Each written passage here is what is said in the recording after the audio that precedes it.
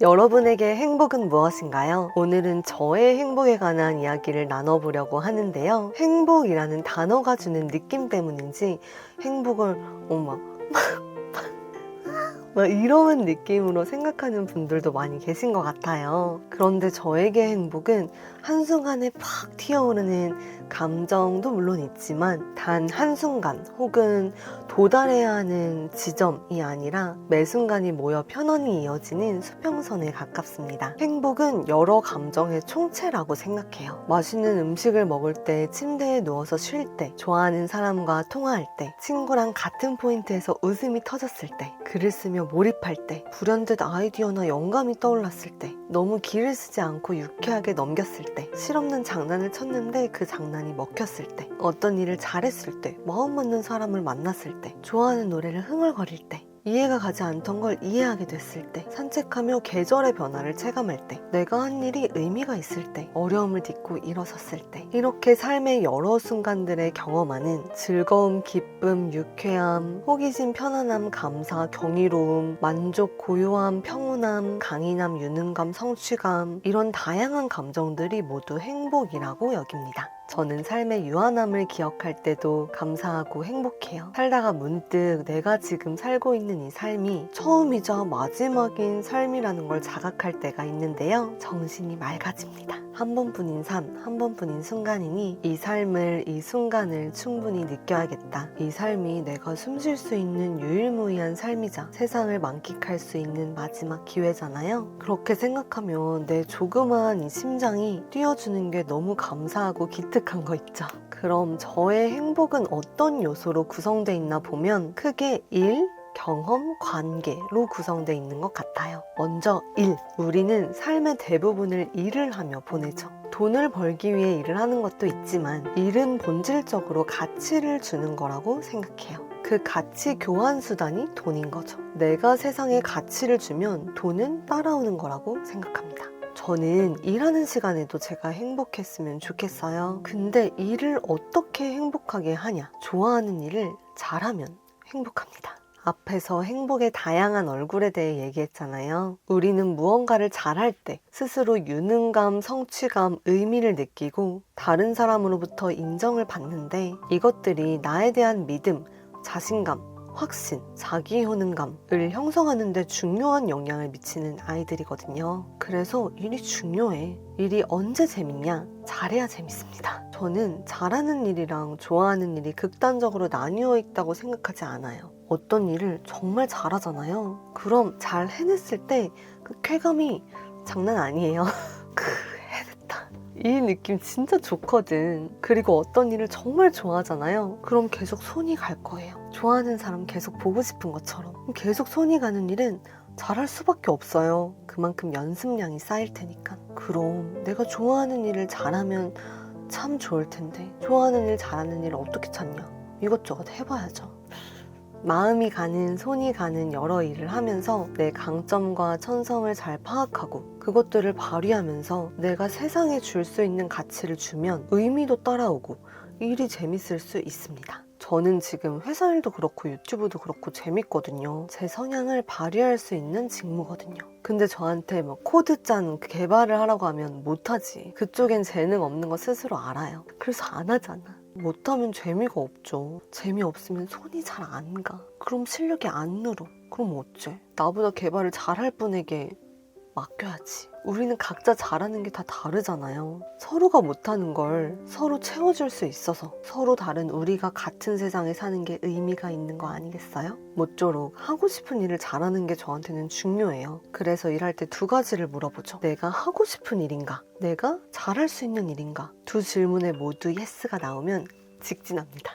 저에게 행복의 구성요소 두 번째는 경험. 한 번뿐인 삶이잖아요. 그러니까 살면서 경험할 수 있는 걸 넓게, 깊이 경험하고 싶어요. 어떤 장소에 가고 어떤 음식을 먹고 어떤 노래를 듣고 어떤 사람을 만나고 어떤 언어를 배우고 어떤 책을 읽고 어떤 영화를 보고 이런 경험들을 선택할 때 삶을, 일상을, 감정을 더 풍부하게 할 수 있는 경험들을 하고 싶어요. 그리고 어떤 경험을 하든 그 경험을 할 때의 태도는 몰입, 그 순간에 집중할 때 행복하더라고요. 이 집중이라는 게 신경을 곤두세우고 기를 쓰고 이런 느낌이 아니라 현재에 집중하는 것. 음식을 먹을 때는 음식의 맛에, 앞에 있는 사람과 대화할 때는 그 사람에게, 책을 읽을 땐 책에, 노래를 들을 땐 노래에, 경이로운 풍경을 볼 땐 풍경에 집중하는 것. 그게 순간을 만끽하는 거고 다시는 돌아오지 않을 현재를, 결국엔 나아가 삶을 사랑하는 방법이겠죠?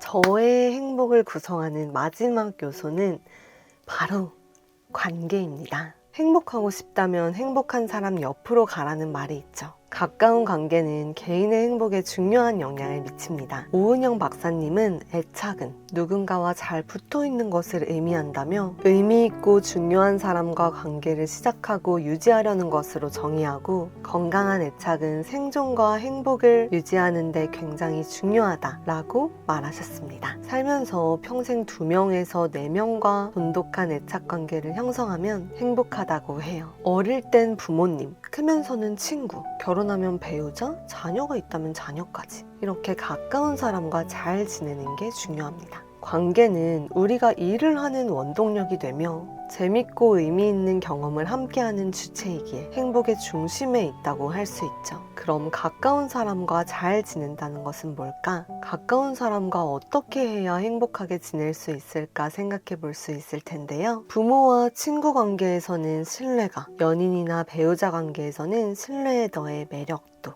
중요하죠. 처음에 관계를 시작할 때는 그 사람의 매력에 끌려 설렘과 호기심을 안고 시작하지만 이후에 관계를 유지하고 관계가 깊어질수록 편안함과 안정, 신뢰가 다져져야 그 안에서 행복을 느낄 수 있습니다. 신뢰는 상대방에 대한 미래가 그려지는 거예요. 내가 어떻게 행동했는데 상대가 어떻게 반응할지 예상이 안 가. 그럼 매 순간 긴장해야 하겠죠. 만난 지 별로 되지 않았을 때야 서로 잘 모르니까 예상이 틀릴 수 있지만 시간이 흐름에 따라 서로에 대한 작고 굵직한 정보들이 쌓여가면서 서로를 이해하고 서로에 대해 예측 가능한 범주가 늘어나면 상대의 미래를 예상할 수 있게 되거든요. 그렇게 상대를 예상할 수 있어야 그 관계에서 스트레스를 받지 않고 편안함과 행복을 느낄 수 있는 거예요. 나랑 다른 주체잖아요. 그러니까 시시콜콜한 얘기부터 가벼운 장난을 비롯해 조금 더 깊은 이야기까지 나누면서 내가 어떤 사람인지 상대에게 알려주고 이해시켜줘야 돼요. 그리고 내가 말한 걸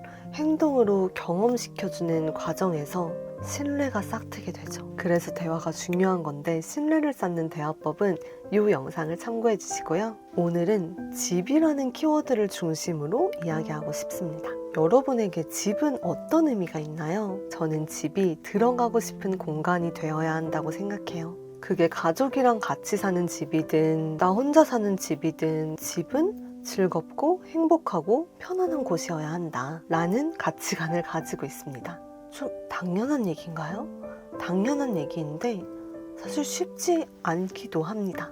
집은 내 삶에서 정말 중요한 장소잖아요. 인간의 기본적인 욕구를 충족할 수 있는 장소이기도 하고 나를 있는 그대로 드러낼 수 있는 유일한 장소이기도 하죠.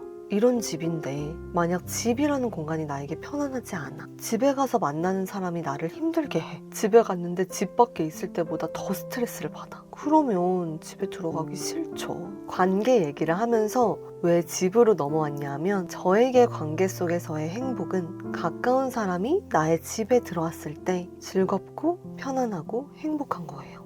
이 집이 실제하는 집이든 은유적인 집이든 내 공간 안에 들어온 사람이 음식을 먹고 영화를 보고 고민을 나누고 장난을 치고 대화를 하고 잠을 자고 그런 일상의 다양한 순간들에 즐겁고 행복하고 편안했으면 좋겠다. 그래서 그 집 안에서 에너지를 든든히 충전해서 집 밖에 나갔을 땐 자신의 잠재력을 충분히 발휘할 수 있으면 좋겠고, 사회생활을 하다 지쳤을 때 고단할 때는 편히 집에 들어와서 내 곁에 와서 쉬고 즐기면서 힘을 얻어갔으면 좋겠어요.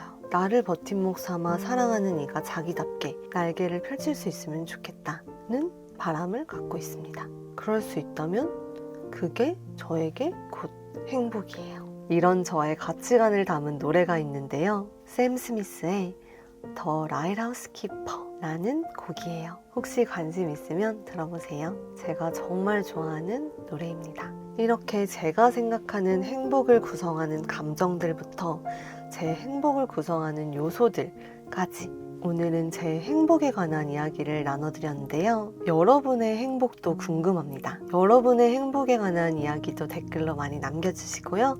다음 시간에 또 만날게요. 안녕!